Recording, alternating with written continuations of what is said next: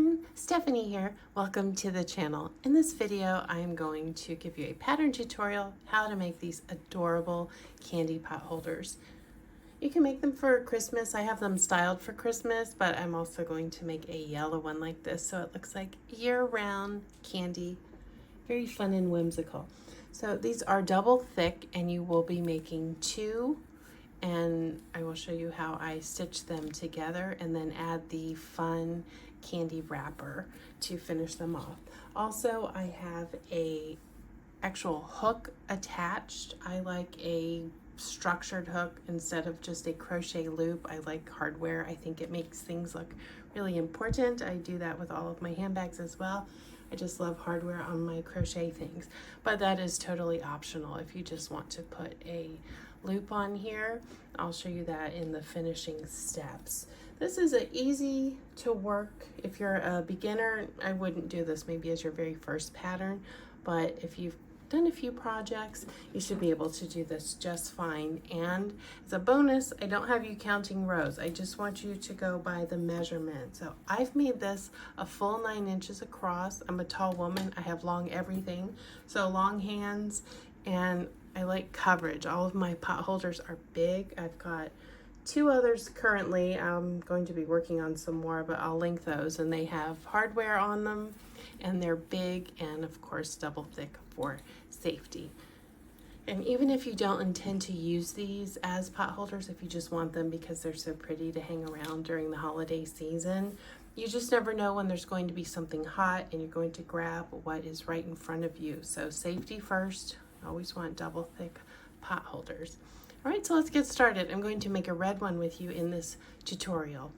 So to make this, I'm going to use a 4mm hook. This is my favorite hook, these Tulip Red. You need to use 100% cotton yarn. That is the safest yarn to use around heat. And this is just a standard category 4 cotton yarn. You can use value cotton yarn, and I'm using, this is generally the cotton I use for most of my cotton projects. I really like this yarn. And this is Hobby Lobby cotton if you are not familiar with it. So to get started, now I want to mention these are the rings I use. I can link them below. I have a big bag, all different sizes, because I use them for lots of my projects. So to get started, you can do a magic circle or just whatever technique you like. This is all half double crochet. Chain 1, chain 2, then I'm going to work 7 double crochet into that first stitch. So 1 stitch away, or second stitch from the chain, that's where I'm going to work in my 7 double crochet.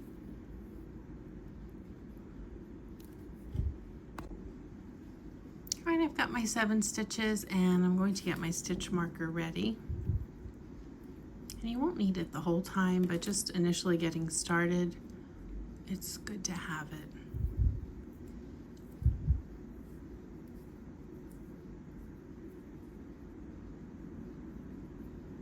So I'm going to work a half double crochet into the first stitch.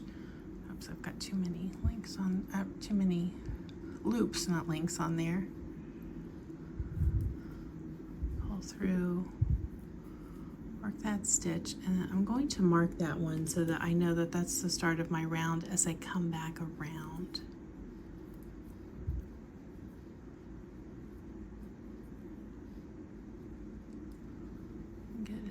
Splitting my yarn. There we go. Okay, so you'll be putting 2 half double crochet into each stitch around. So I just worked 1. Let me put another one in that stitch.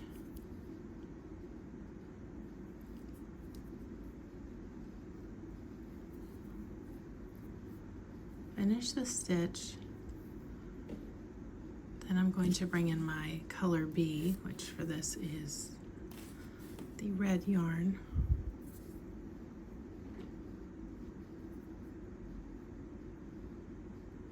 So when you change color, you don't change when you're finishing a stitch.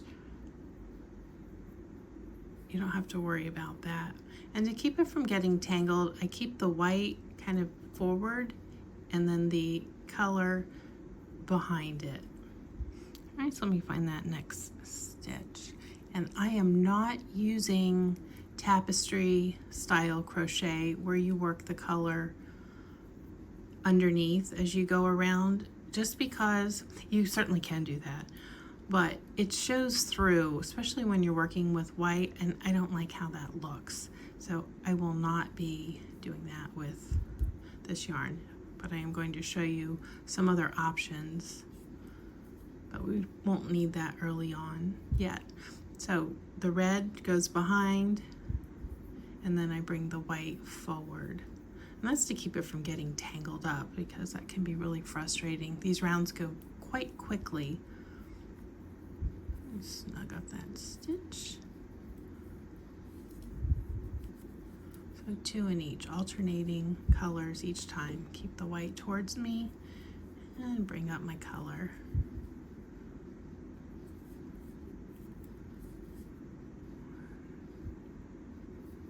So my white's a little loose there.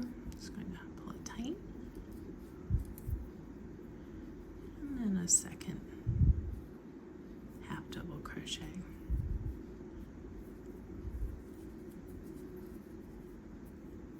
Drop the red back. And then 2 white in the next stitch.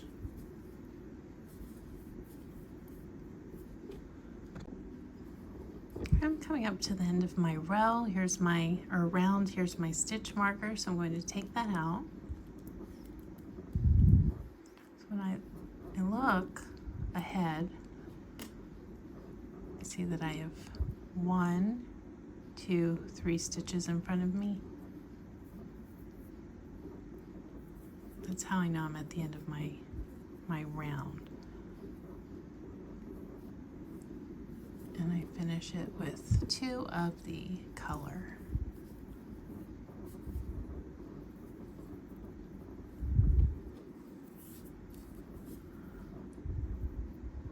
Change, and then I've got 2. This round is the increase of 1 single crochet in the first and then 2 in the second. A pretty standard way to increase a circle. 2 in that one, just leave it there. You can replace your stitch marker in that first stitch if you want. That will help you, but you probably won't need it when I show you how things are going to, whoops, I went red, work as you go around.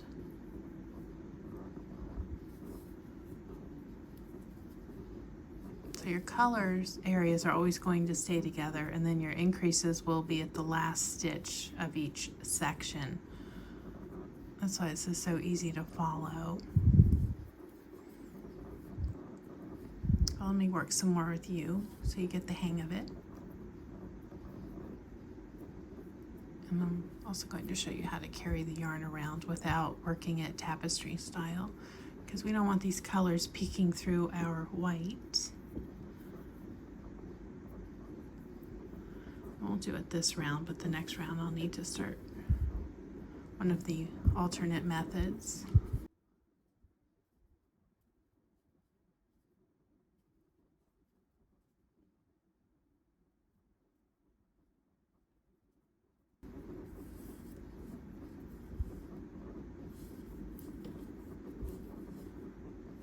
And 2 in the second stitch. A little bit more snug.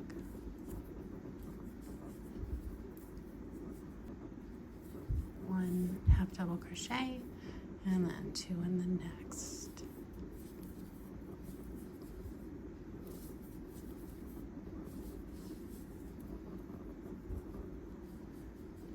Alright, so I'm at the end of the second round, and I know that I am because there's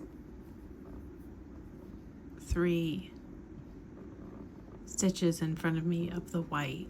instead of before when I was at the end of the round there were only 2. Now you don't have to keep track of your rounds. I'm just going to have you work this until it is the right diameter,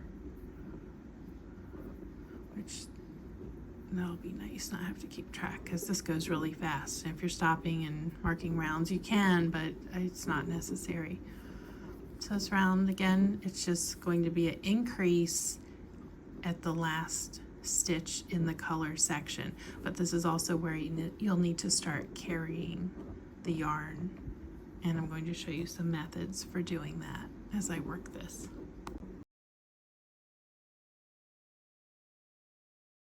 I want to talk a little bit about your options to how you work your colors between each section. So something like this typically would probably be tapestry, where you carry the color through each section and work over it. And I don't really like that because I did this on purpose. So you can see it kind of shows through when you do that. You can do that if you want to, and if you don't mind that, that's, you know, of course this is your pot holder, you do it how you want. And I've started this here, but your other options that I prefer, so I'll show you both of them. So I'm working the stitch and I'm bringing it up more in the Fair Isle technique. It's often seen in knitting. You can do it with crochet, it's just not as common. And that's where you carry the yarn across the back. And I did that with this first one here. And it's going to look like this on the back instead of carrying it. So when you look closer, you can see the yarn's been hooked along just to bring it around. And you don't need to do that in your first few rounds, but as you start having 5, 6, 7, 8 stitches per round per color, that's when you'll need to start picking it up in the back, and I'll show you how to do that. All right, so I'm ready to change color. I've got, I've got 8 or 9 stitches in this section. So I'll drop my green back, bring out my next color. And you need to keep it kind of loose, otherwise this is going to buckle. So always look to the back and see how snug it is. Leave it a little bit loose. So I'm going to work 4 stitches. Pull my green tight there to bring this up. Go through 3 stitches. And then now here I am on my 4th. So I'm going to find my color back here and just let it sit on top of my hook so that the yarn catches it, or the stitch catches it, and then put it back. So every 4 or 5 stitches, catch that yarn back there, and then again make sure it's got some looseness to it so that it's not pulling. And that will bring it around without it showing through. Especially with the white, you can really see the color showing through. Here I've got on the 5th stitch, hook it again, and then finish this with the 2 half double crochet in the final stitch of this color section. You see back there it's hooked, it's nice and loose. And then the other way you can do it is like this. I'm going to bring this up, make sure again it's not too snug. Put that back there, work my first stitch, tighten up that white. And then you can hold your color behind rather than bringing it up here and working it up here. Hold it behind the row so that you're catching it, but it's in the back. And you do risk a little bit of show through with this way, but it's not quite as pronounced as it is if you do tapestry method. And this also would keep you from having to constantly check that the tension is loose enough in the back, because you've got it carrying along the entire way. Again, I want to make sure it's behind the row and not on top of it.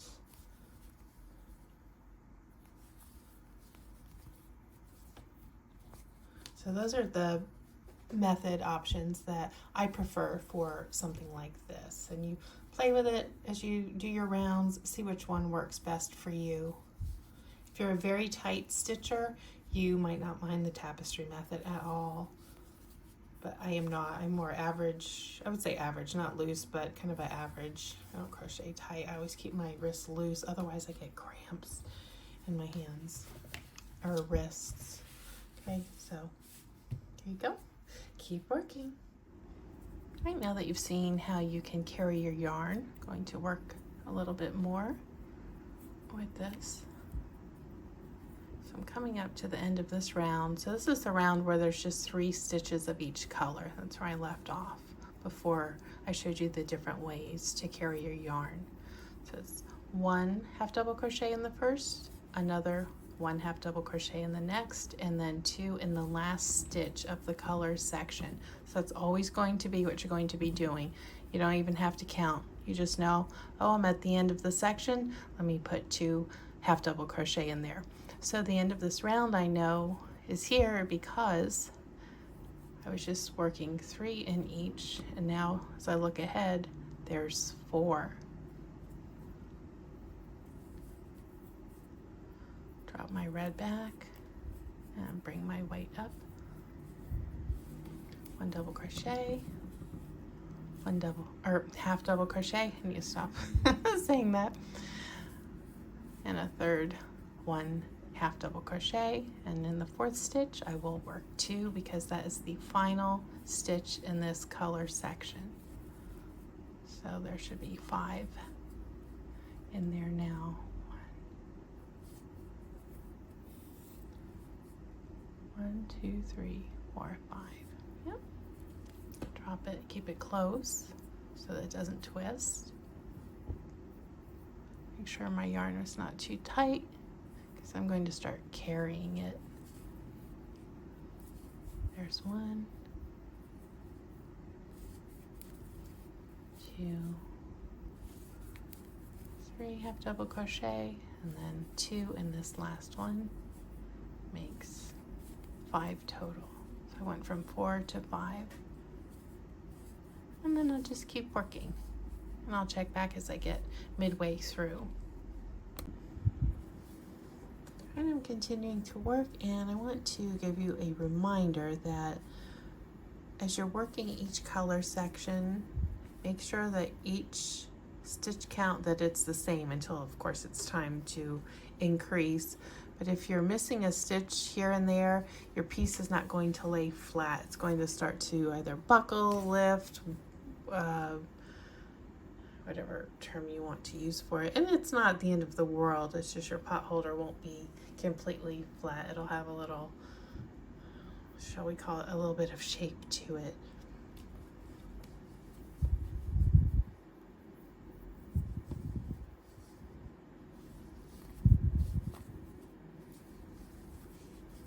And if you find for some reason you've missed your count somewhere and you're 1 short, add in a 2nd stitch kind of in the center, and continue of course to add your 2nd stitch at the end of the color section. But that'll help keep it evenly spaced if you're off.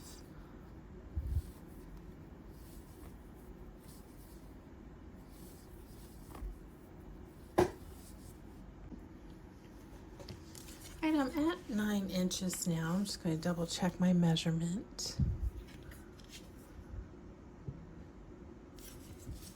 Let me check from this last row. I was at, yep, 9 inches. So at this point, I'm going to work around in the color, not the white, but since I'm using red for this one, I'll work a round of single crochet. Cut my white yarn.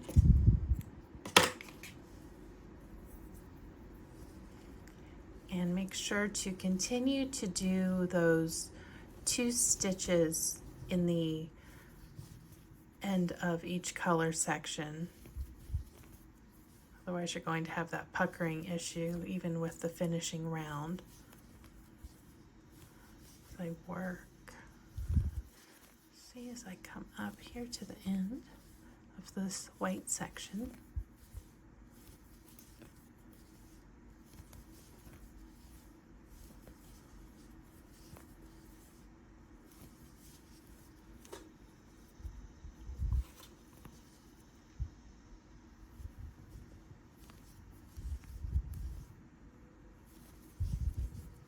Right, there's my last stitch, so I will work my 2 single crochet into that and just keep going around.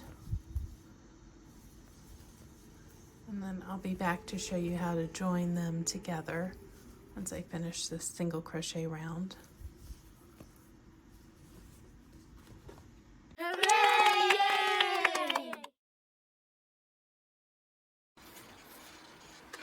I'm excited to show you the project trackers I have designed, and I wish I did this years ago because they have been really wonderful to have. So first of all, nice size, fits right into a project bag, and this is the large print. In the front of the large print, I want to show you, there is a true to life 4-inch ruler, so you can check your gauge easily. You don't have to fumble around, look for a ruler. I've used this quite a bit in just the past 4 projects I've used in this book. And there's also small print. And each of these books has sections for small projects, mid-sized, and large projects like blankets. So the small projects, there's 60 stitches, like a dishcloth, something like that. And there's room for notes, and I have space after each stitch that you check off. If you have to put a note, maybe you changed a color, you changed a stitch, you changed your hook, all of that can be in there.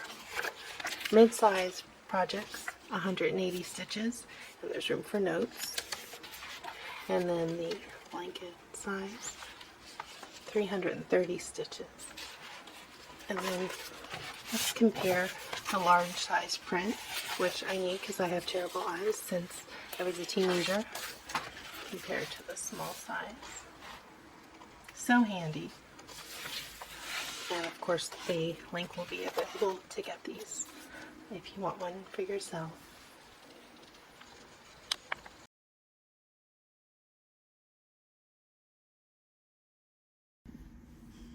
Alright, so now the 2 have to be sandwiched together and joined.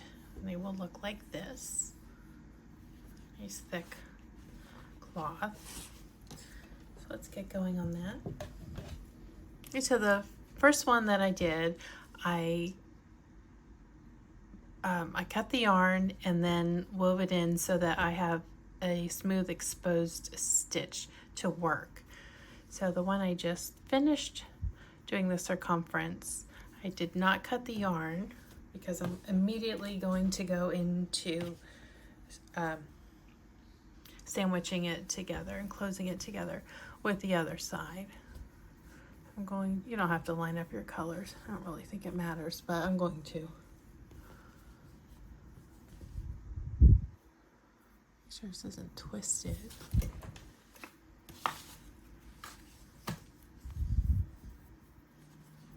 So I'm going to slip stitch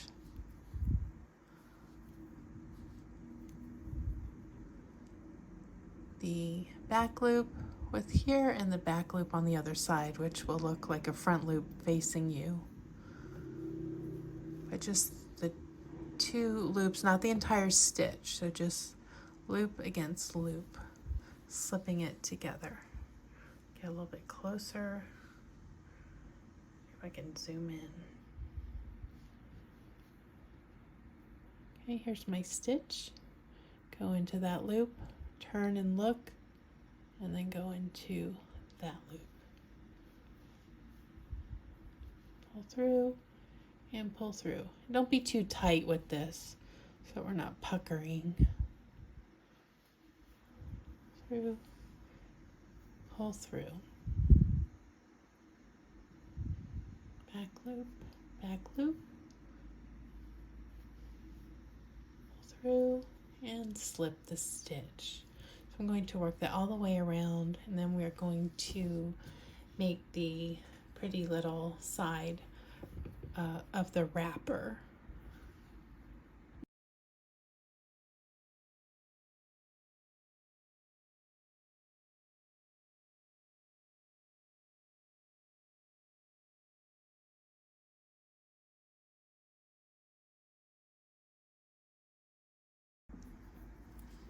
Alright, I finished stitching all the way around.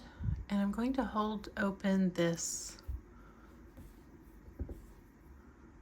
last stitch with a stitch marker. I think I'm going to figure out where I want to put the wrapper. Probably here, so it's close to where this ends. So I'll be attaching it with this yarn that I'm not cutting. And from the other, you can cut it and seam it in if you like, but I'm going to work from the opposite side of the skein, the other end, and make the wrapper. Now for this, you need a long enough tail that you can thread and weave in, so don't make it too short. Okay, that's good. Then you're going to chain using that same 4mm hook. Chain 21.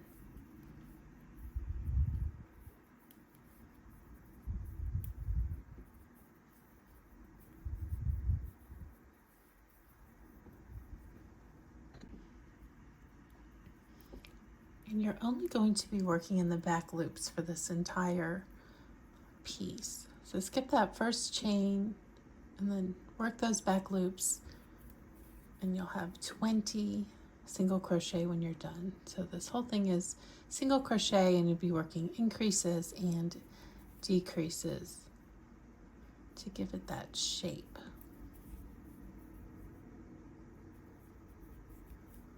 This first row is just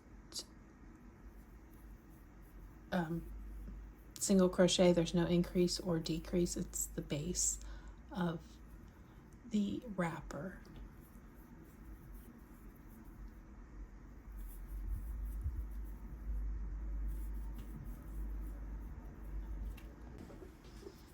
Alright, so I've got my 20 single crochet here, and I want to have a finished one so you can have an idea of what you're going to be working on. Let me see which one I stopped at. This was the starting row, so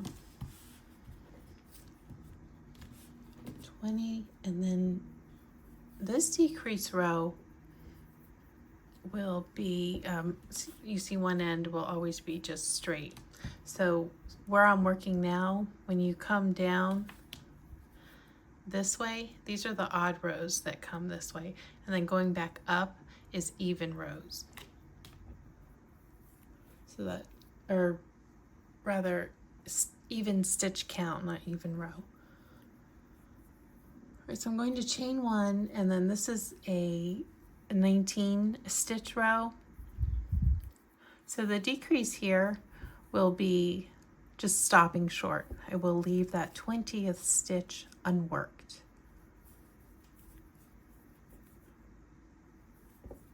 So you'll see in the pattern it says just to work 19 single crochet. So you need to be counting when you're doing these, but they're just short rows, and this will work up pretty quickly for you. Should just take you a few minutes.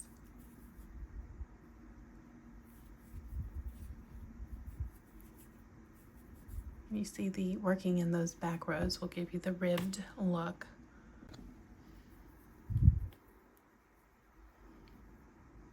"17, 18, and then you see I have 2 stitches left. So 19, and then I stop.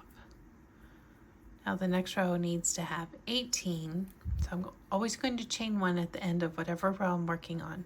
Turn my work. There's my chain one. There's 19. I'm going to skip those 2 and then work 18 single crochet back up to the base of the wrapper.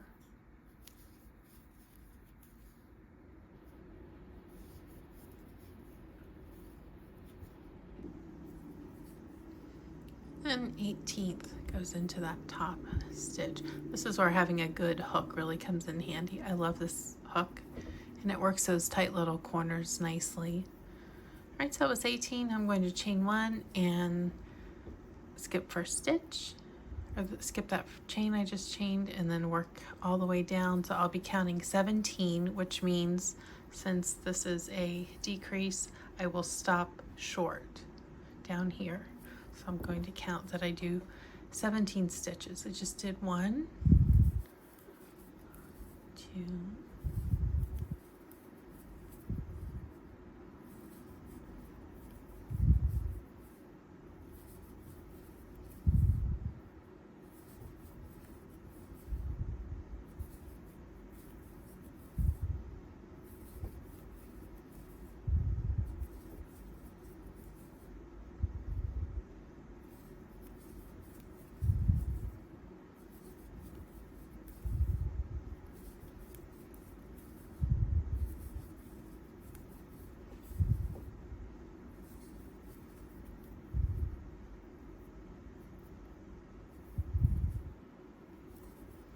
here's 15, 16, and 17. So I stop, chain 1, and then again skip the chain 1 and that 17th stitch, go in here, and then I've got 16 single crochet. So that's how the decrease rows are worked, and then follow the pattern and complete them, and then I will work it so that I'm going to come up to here, and then I'll come back and show you how to do the increase rows so that it goes back into the shape on the opposite side.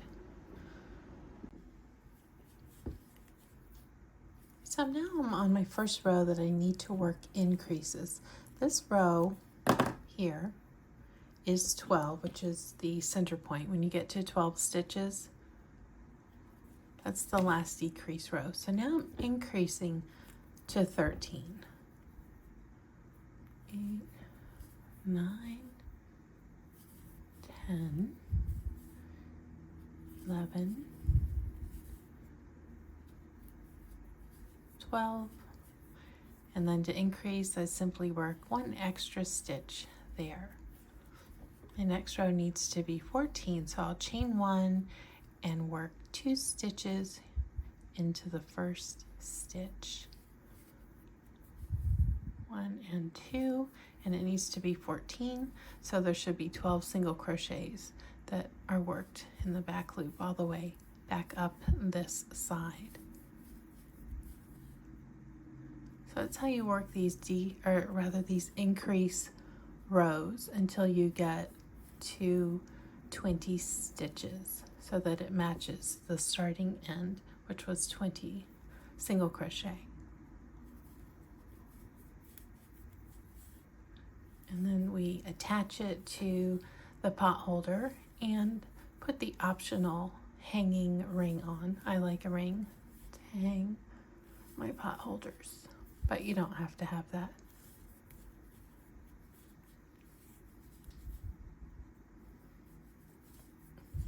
There's 11 and 12 to total 14.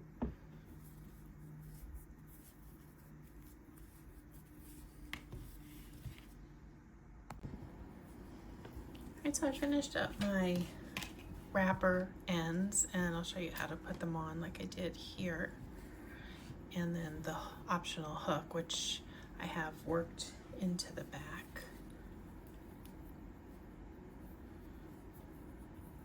I didn't want it hanging from one of these edges because it could get too loosey-goosey, kind of like a tooth about to fall out, if you remember that from your childhood days. And you could put a hook here, I suppose, if you wanted to do that, but I wanted it here so that I can hang them long ways like that. And I'm using these little wood rings. What size is this? Where's my ruler? It's pretty small. 3/4 of an inch on the inside, and then an inch total measurement. Just something small. I'm not going to use the, something big like this for that. But again, personal preference, whatever works for you. All right, so let's do one where I've already woven in the ends, and I have my little placeholder here to keep my yarn attached without pulling out any of the stitches I made.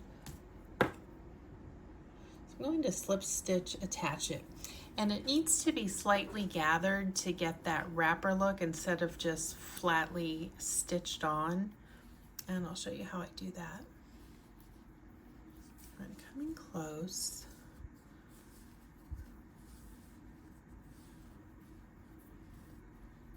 Let's see, so I'm working in the correct direction. Actually, I think I'm going to pull this through to the other side. This is going to be a back loop only slip stitch situation again, just like I did to bring the pieces together. And right now I'm just moving the yarn so that it's on a side that works for me in the right direction. If I can get it there. Come on. I think that was a slip stitch. That's a little snug on my yarn split. Let me get this. Hang on. All right, so I'm going to go into one of the loops. I'm still picking up 2. There we go.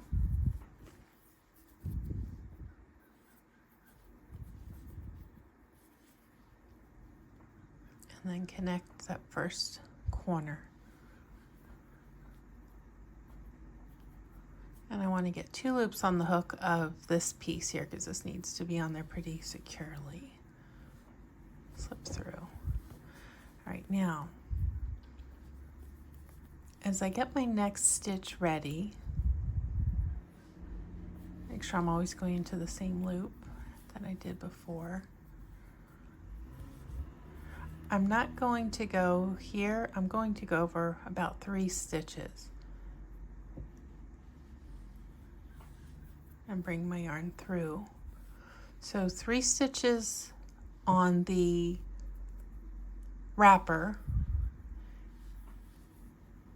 for every 1 stitch here. So it's going to give it this gathered look.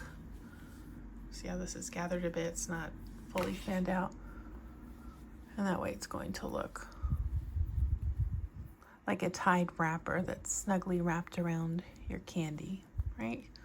So I'm going to bunch it up just a little bit before I bring that yarn through and slip this stitch. Next stitch, go down a few here, so I'll go into here and pull it through. You can see it's already starting to gather up a little bit. So I'll just do that all the way across, and I'll do the other side and come back and show you how I put the little ring, the hook, the hanger on there for this one. And then make sure when you're weaving in your tail, you weave it in really well with these because they will need to be able to support the weight of the pot holder if you choose to hang it. You want to weave it into the body of the pot holder body itself.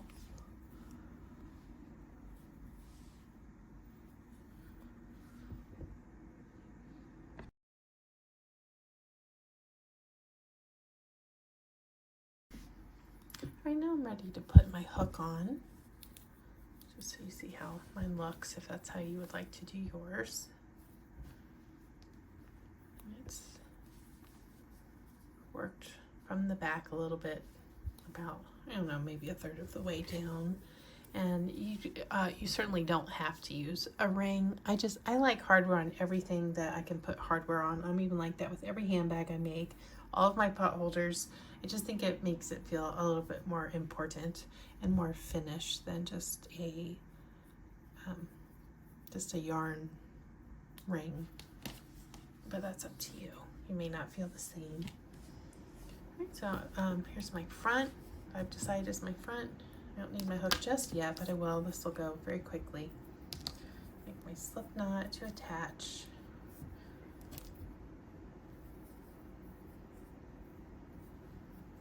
That up. Now look at the back. I'm going to come down 1, 2, 3, 4, about 6. Go into that there, kind of in the center.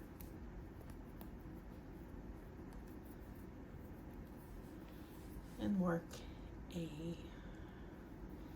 kind of a slip stitch, not a single crochet. It's awkward with a loop, but I want to keep it kind of, yeah, it's not wanting to grab. Let me try that again.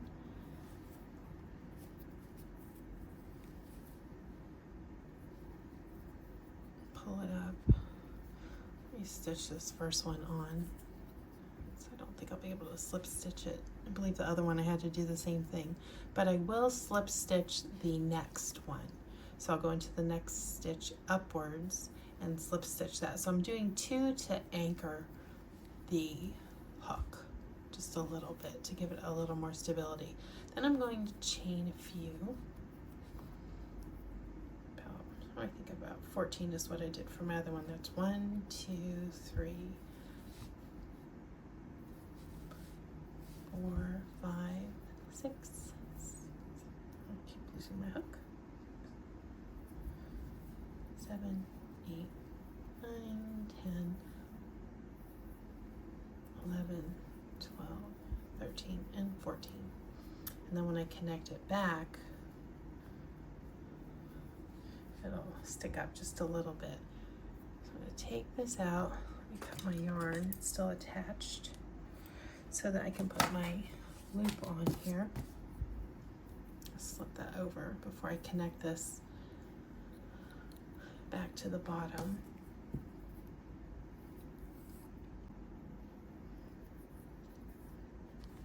All right, so then I'm going to go back to the base. My tail out of the way and slip stitch it in to those same stitches.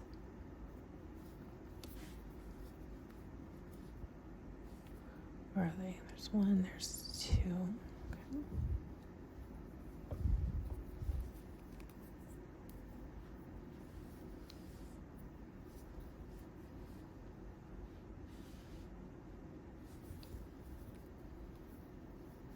And then one more time into the very first stitch that I need. Pull my yarn through. And then there you see it peeks out just enough. And then I'm going to knot this twice. 1. One more time, and then I will work those ends in. And then there's my hanger. Now these are meant to be kind of floppy, just like real wrappers are. They're not meant to be straight. You can block them if you want them to flare out straight, but I like how they look when they're a little bit more like candy wrappers would look, because the front's a smooth, straight piece. The actual candy itself is straight. But they're just adorable, aren't they? So sweet and cheering. They make me smile.